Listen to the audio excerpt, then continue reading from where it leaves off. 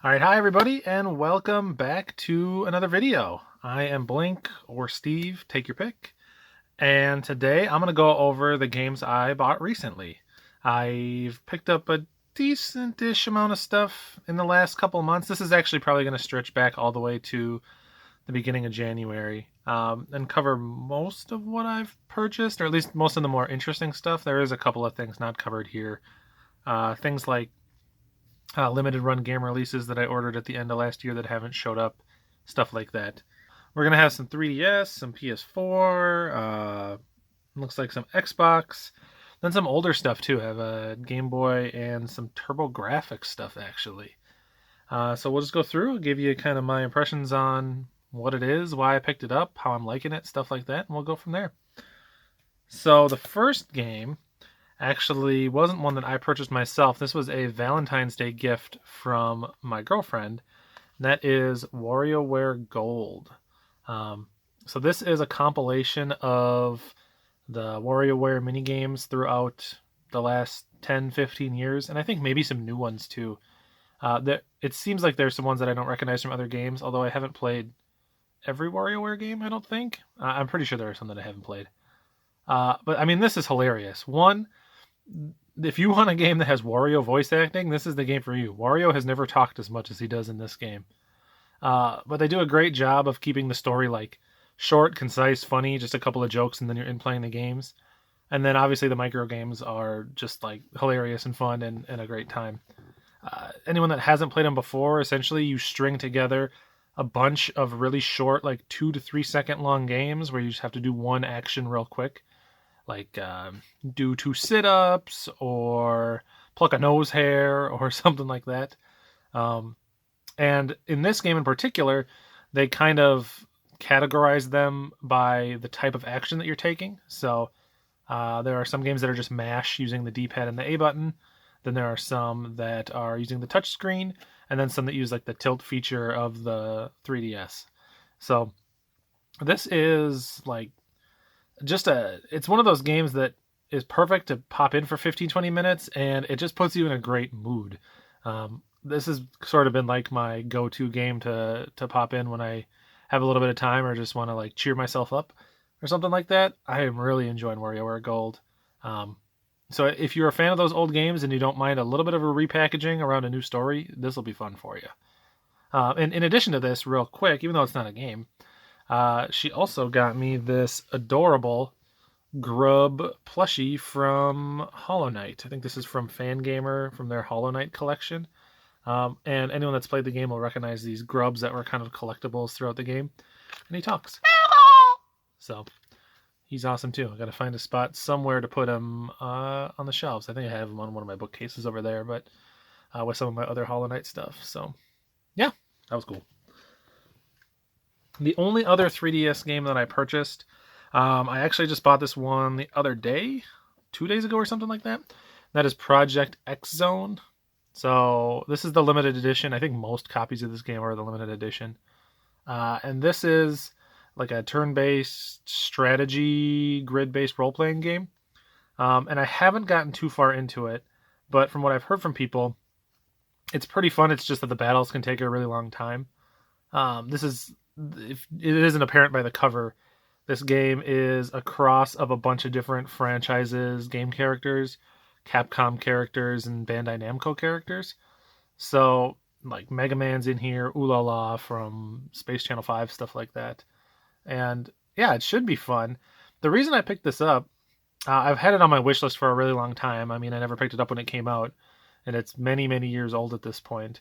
But it is one of those games, and let me know if you ever have this situation occur to you. Probably about once a week I go to one of the retro game stores near us. We kind of have a tradition, me and a couple friends and my girlfriend go visit the store, see what new stuff they got in, go get dinner, something like that. And I've been looking at this game there for months and months and months, and it was like $8. So sometimes I wouldn't want to spend the money. Sometimes I wouldn't want to go through the effort of asking them to pull it out of the glass case that it was behind. And finally, on this most recent trip to the store, I was like, I'm not buying anything else. I'm just going to bite the bullet and pick it up now. I don't know why I've been putting it off for so long. I know I would be annoyed if it wasn't there when I went one time, because I have been intending to pick it up. So I finally just did it. Plus, it's got all the limited edition contents in here. It's got like an art book and the game itself and all the paperwork. And the box itself is in like pretty nice condition too. So for like $8, I'm definitely willing to check out strategy role-playing game, even if it is a little bit repetitive or a little bit slow-paced. I think it'll still be pretty fun. And that's it for 3DS stuff. I got one Switch game here. I thought I had more, but I think this is kind of the one main one that I picked up that I've been playing. And that is No More Heroes Travis Strikes Again, or Travis Strikes Again No More Heroes. Not really sure. But this is... I don't think it's the next mainline No More Heroes game. It's a spin-off of the No More Heroes games that were on the Wii and the PS3. And this one plays more like a isometric hack and slash type game. They mix up the genre that you're playing a couple of times. Like you do a little bit of like drag racing, and there's a little bit more RPG type stuff and platforming type stuff. But at its core, essentially most of the time, you're doing just like a hack and slash, light attack, heavy attack type melee combat. And you can get skills that you can equip to mix in between those light and heavy attacks. With each of those will have its own individual cooldown and stuff like that. And it's a pretty fun game. I played all the way through it within like a week or so of getting it. It's not too terribly long. Probably like 10 hours. The whole premise of the game is that you are going inside of other video games within the game. You have this old console called the Death Drive Mark II, I think. And you find games for this console. There were 6 games that were released. And you go into the games, and that's how you progress through the game itself. And the best parts of each of those individual games, I think, are the boss fights, because the boss fights are where they really kind of flex and show the diversity from game to game. The games kind of start to feel like reskins of one another with like 1 or 2 interesting mechanics added into each world. But it's really in the boss fights where you see like that Suda 51 weird, quirky, kind of offbeat development style and like just like art direction. So I think if you're a fan of the other 2 No More Heroes games, or if you're a fan of hack and slash games, it's worth checking out. It's not like gonna blow you away or anything, but it is a good 10 hours or so. Also worth mentioning, it does have co-op. I didn't play through with anyone, so I can't speak to how well the co-op operates, but if you have a friend, that'll take, I think, some of the monotony out of the combat, and you would enjoy it even more. So, cool game. Not the world's greatest, but definitely fun. All right, PS4. A lot of PS4 stuff here. Well, not a lot, but a handful of games. PS4 tends to be my primary console this generation. Any third-party multi-platform release that comes out, I'll get it on the PS4.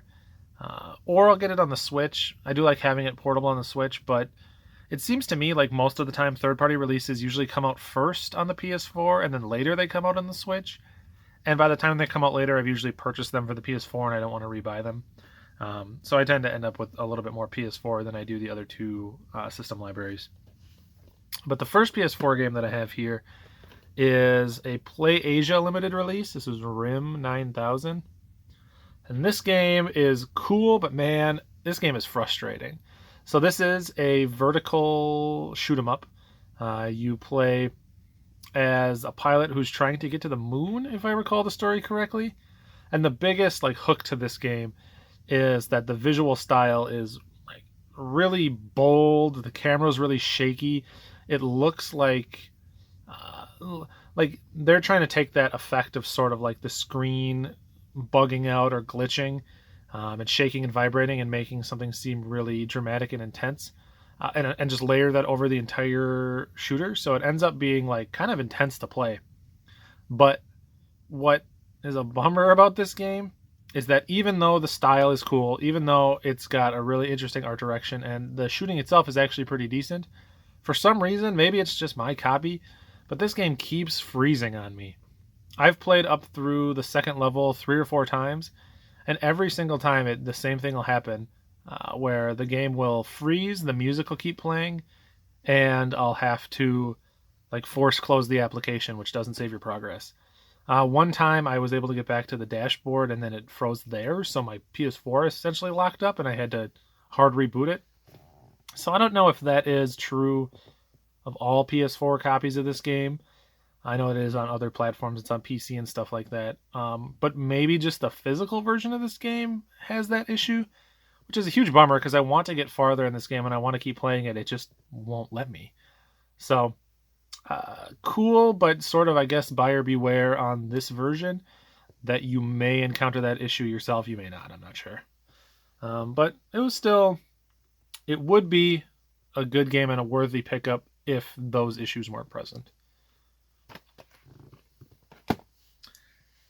All right. Next one. I mentioned this one in my runner-ups video for my Game of the Year 2018 list. Part of the reason it was a runner-up is because I didn't pick it up until after I made the 2018 Game of the Year list. But Overcooked 2, this game, I think if I had played it within 2018, would have been onto my 2018 Game of the Year list at the time I made it. Now, if I was to make a list again for my favorite releases in 2018, I would definitely put this on there. This is like a co-op party, like, action puzzle game is maybe the best way to describe it. You and a handful of friends are all running around kitchens trying to do various tasks to prepare meals and deliver them to people as they order them. So someone will order something, one person has to chop up the veggies, one person has to cut and cook the meat, one person assembles the bun, one person delivers it, one of those people will have to go do the dishes, stuff like that. So you're all sort of managing all the little tasks that go into making food and operating a kitchen. And obviously there's always more things that you need to do than you have people to do them, so it ends up being really chaotic. People running around, making mistakes. If you don't take food out of the oven for too long, it lights on fire, then someone has to find a fire extinguisher, put it out. It's just like a really zany, goofy party game. And it's super fun to play with friends of yours because people will sort of like take on certain roles and then things will get heated in the moment and they'll like start ordering other people around or start panicking and being like, I need this ingredient. So it gets everybody like talking and laughing and having a good time. And it doesn't even require like a full party of 4. Me and my girlfriend have been playing this through just the 2 of us a second time. And it's been just as fun with 2 people as it was with 4 people. So this is like one of my favorite multiplayer games to come out in a long time. I'm sad I slept on the first one. I should have played the first one too, because this is definitely a series that I'm going to keep my eye on, and I'm definitely going to go back and buy the first one. I love this game. I think this is just multiplayer perfection, basically. Super fun. The next PS4 game is probably the one that most people have been playing. Well, there's a couple big releases that came out on PS4 so far this year. But other than Resident Evil 2, which I haven't picked up yet, the other one everyone's talking about is Kingdom Hearts 3. And there was a lot of videos online that are going to tell you a lot more about this game than I can share with you now. What I will say around my experience personally is that I wasn't like hyped for this game. I played the first 2 Kingdom Hearts games when they came out back in the PS2, and I haven't played really any of the other ones since then. I didn't play Birth by Sleep or 358 over 2 days or anything. So it wasn't until about a couple weeks before this released that I started to get really excited, and once I did, I was really looking forward to it. I was like, yeah, I could go for another Kingdom Hearts game right now. And I played it through, finished it a couple weeks ago, maybe, something like that. And it was pretty fun. I will say that some of the worlds are better than others. Some of them seem to kind of drag on for too long, and then others, like the Pirates of the Caribbean world, are just like totally fresh and unique and fun. And I think if you're a fan of the other Kingdom Hearts games, you'll enjoy it, but this is not going to convert any new fans to the series, and this is not going to... I would even say this is not a good launching point for people. They do a little bit to sort of get you caught up on the story, which is notoriously complex, but I don't think they do enough. And if you haven't played those side games, I think you'll end up feeling a little bit lost. Like, you'll get the main story beats and you'll understand the emotion of any individual scene, but sort of the finer details around specific side characters and their motivations will kind of be lost on you. Because there are so many characters in this series to keep track of that they can't possibly cover all of their storylines. So I thought it was a good time to play through. And what really surprised me is towards the end of the game, even though I hadn't played all those side games, as the story was coming to a conclusion, it felt pretty impactful to me. I think that more than anything, this game caught me off guard because I was surprised to learn about myself, how nostalgic I was for Kingdom Hearts. I never thought of it as one of my favorite franchises or anything, but I did play it sort of during my formative teenage years. And as I was like getting to re-experience that again now that I'm an adult, it ended up feeling surprisingly important to me, I guess. So I guess I left this game a bigger fan of Kingdom Hearts than when I started, even though I don't think this is the best Kingdom Hearts game I've played.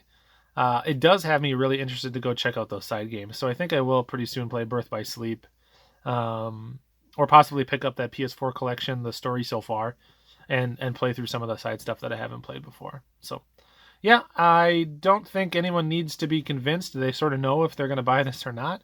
But I think Kingdom Hearts 3 was probably not worth the 15-year wait, because what game is, but definitely fun when it did come out.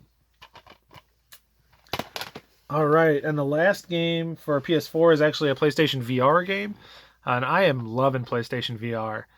Most games that I pick up for this system end up feeling like cool new experiences. I feel like there's more hits than misses. And this is also a limited run release.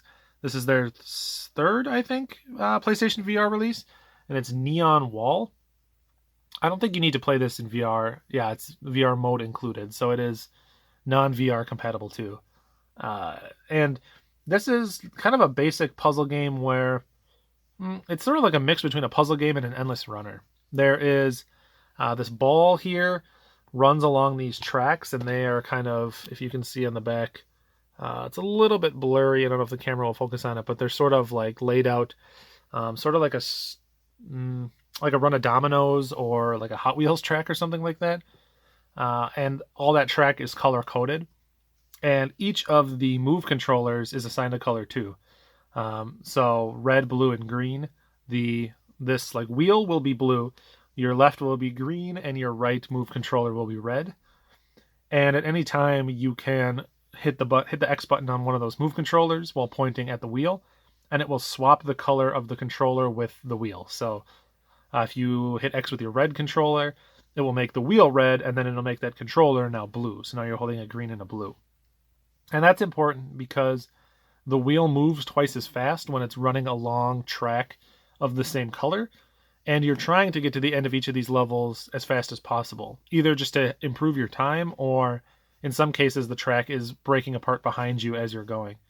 So it ends up pretty quickly ramping up into sort of a complex juggling act of timing when to swap the color of that wheel with the color of your move controllers, and sort of looking ahead to see what track is coming up to know what you're going to need to do. And it starts to add in elements of like bridges that are only solid when the wheel is a specific color, so you have to make sure that you switch it to that color before that bridge so it doesn't fall through, and destroyable blocks that you can only destroy with the move controllers of the same color, stuff like that. It's fun. It's not like the most involved game or anything, but it is a cool and unique use case for VR. And I think it would probably still be pretty fun even not in VR. VR doesn't necessarily add a whole ton to this game outside of being able to look around and the pointing of the move controllers. So yeah, this is a fun one. I like this a lot. Check out Neon Wall. All right, we've got a handful of games left to talk about. These next couple I actually haven't had the chance to play yet. But they've been, well, one of them's been on my wish list for a long time. One of them was sort of an opportunistic buy. But the first here is Knight's Apprentice on the Xbox. I have most of the original Xbox games that I want at this point. There's probably like maybe like 4 or 5 left that I still want to pick up. But I do have everything mostly that I'm interested in. And Knight's Apprentice was one of them that I didn't have yet that looked interesting to me. This game is like dirt cheap everywhere, and I've just been waiting to find a copy in person, and one would never show up, and eventually I got tired of waiting, and I won an auction on eBay for like $2. So this game, from what I know about it, from what I recall looking up video, and I added it to my wish list, it's an action RPG kind of Zelda or Fable-y in nature. Maybe a little bit more action and a little bit less role-playing than like a Fable, but pretty similar to that type of game. Open world, looks like it has really cool, unique environments, and it's by XS, which is a studio that usually makes kind of interesting games that I think tend to not get a lot of publicity or anything. So this one might be flying a little bit under the radar. I wouldn't be surprised to see people discovering this one later on. But again, I haven't played it yet to like fully go into whether or not it is a good game. It's possible that it's terrible, but I don't think it will based on the I don't think it will be based on the video that I saw. And yeah, cool, cheap game for the Xbox and an Xbox exclusive to boot. So that was a cool one to pick up. And then the other one was a game that I picked up when I was at a thrift store. And I got it for just a couple dollars. I know that this game tends to go for a decent amount, and that's Spyro Dawn of the Dragon. I just replayed the Spyro trilogy when it came out back in 2018. And Spyro is one of my all-time favorite franchises. I like the character, at least I liked the character when he was in the PS1 games. Those are probably my favorite platformers to play on the PlayStation back when they did come out.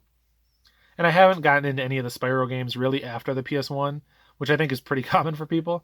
But this one I had heard is decent. I think it has Spyro and Cinder, who he might be tied to Skylanders. I'm not sure. But I think people tend to say that this one is pretty good. And it also has two-player co-op. And what makes me suspect it might be kind of good is that it seems to hold its price tag pretty well. I think it's usually like a $35, $40 game. So when I saw it for $2 or $3, I was like, you know what? If any game is going to be fun like those original Spyro games, it's probably this one. So I'll pick it up and check it out. And I think once I do finally play it, maybe I'll post up some impressions onto the channel or something like that.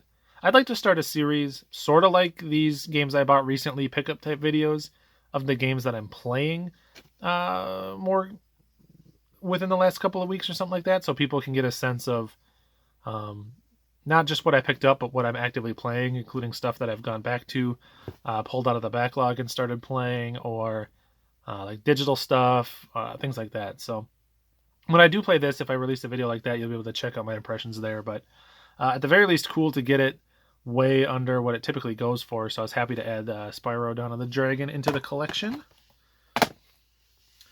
At a different game store that we stopped at probably about a month ago at this point, I found one of the complete in-box Game Boy Color games that I've been looking for a long time.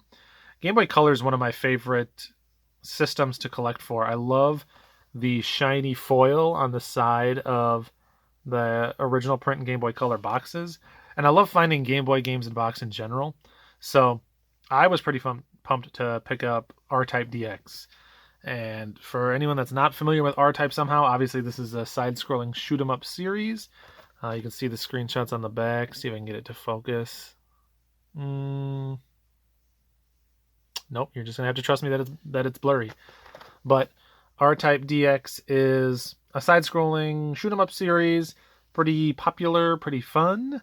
Not maybe my favorite shoot-'em-up side-scrolling series. I think that I like some of the Gradius games or some import shooters on like the Saturn and stuff more, but R-Type is pretty fun, and I was happy to find a complete copy of this game on the Game Boy Color for pretty cheap, because this one is sort of creeping up a little bit. So I mean, there's not much you can say. It is a side-scrolling shooter. You're either a fan of those or you're not, and if you are a fan of those, this is a pretty fun one. It does a lot with the Game Boy Color, which is impressive. I mean, that system, when in the right hands and given the right attention, could really produce some cool, vivid, like well-animated games, and this is definitely one of them. All right, and the last I have to show is actually a lot of games that I picked up for a system that I haven't really purchased much for in the past, and that is the TurboGrafx 16. So last year, I decided, you know what, I probably should get some of the TurboGrafx games that I've been looking for when I can find them at a decent price.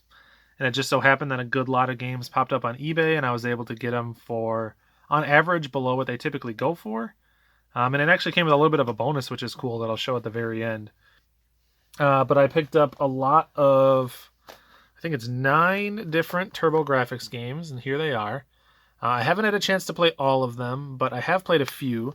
Um, like Arrow Blasters here, which is a really fun side-scrolling shoot 'em up. I think that this game was also ported to the Sega Genesis. Um, it might be Airbusters. I can't 100% recall, but this is a pretty fun shooter on the system. I mean, the TurboGrafx has a lot of good shooters, but this is definitely one to check out if you're interested in shooters. I also got Bonk's Revenge. I don't have the first Bonk or the third Bonk game. So I played this one a little bit, but I didn't want to get too far into it because I'd like to play the series in order. But this is a colorful, fun 2D platformer. So I think most people that have a TurboGrafx are familiar with Bonk at this point. But it was pretty fun. I played Blazing Lasers. This is a really great vertical shoot 'em up. I was impressed with this game. I think this is one of the earlier TurboGrafx games, and if I had played this when the TurboGrafx came out, I would have definitely wanted to pick one up. Unfortunately, when the Turbo was new, I hadn't really heard of it, so I get to go back and explore the library now after the fact. But this is one of the cheaper and better games, I think, for the TurboGrafx. Definitely pick up Blazing Lasers. All right, and the rest of these games are ones that I haven't had the chance to play yet, but they do look interesting, and so I'll share just everything else that was in that lot. Cybercore, which I love the cover art on, and I think might be a shoot 'em up, so I'm interested to check that one out. Came with Dragon Spirit. I have played the NES version of this game, and I did like it, but I think this is the superior version from what I've read, so I'll pop this one in, check it out, and if it does meet or exceed the quality of the NES version, then I'll probably keep this one and get rid of the NES copy that I have. Fantasy Zone, always a fun sort of side-scrolling arcadey shooting game. Very charming and colorful and weird. Final Lap Twin, which is one that I normally wouldn't be too interested in hanging on to. The racing games don't typically do it for me, but I heard that this has an RPG story mode where you kind of like level up your car as you progress through an RPG storyline, so I'm definitely willing to check that out, and I'll probably hang on to this one. Keith Courage in Alpha Zones, which is the pack-in. I already had this game, actually, so this is an extra copy that I'll just trade off. Not the world's greatest game, but not actually a terrible game. It's decently fun. Interesting, if a bit generic, side-scrolling platformer. Good big sprites, which I think was a selling point for the System Mac at the time. Legendary Axe. This one I'm really excited to pop in because I've watched a lot of videos on it. And it is a side-scrolling hack-and-slash platformer. Very cool looking, very fun game from what I've seen. And finally, Sidearms. And so that's everything that came in that lot, except when I got the package and I opened it up. In addition to all that stuff, which is cool, it also came with this TurboGrafx CD holder, which seems to be official. I mean, that is directly in the plastic. That's not like a sticker or anything like that. It's very, very lightly embossed. But it's like a CD holder to hold your TurboGrafx games, which is perfect. I put everything that came into this lot in this holder, and that was just like a nice bonus. I don't know the origins of this. If anybody knows, were these just sold with the TurboGrafx when they came out, or I doubt that these things came out of like a store or anything. I'm sure these were just on retail shelves. But if anybody knows about this CD holder, it looks like it holds about 15 TurboGrafx games. It would only hold the CD cases, not the outer cardboard. Definitely let me know, because this is cool. I was really happy to get that, actually. And yeah, that's everything that I have picked up over the last couple months. I think that moving forward, I'll do these games I bought recently videos a little bit more frequently than once every 2 months, just so that I can stay a little bit more current. I'm actually enjoying the idea of these being kind of like a living journal of the stuff that I pick up. I do document all my games on the backloggery, but it's nice to see what I picked up and sort of my initial impressions. So hopefully it's interesting to you. I know it'll be interesting to me. And definitely be interested to know what everybody else has been picking up lately, or if you have any recommendations or anything like that. And if not, thanks for watching, and I will see you in the next video. Take care.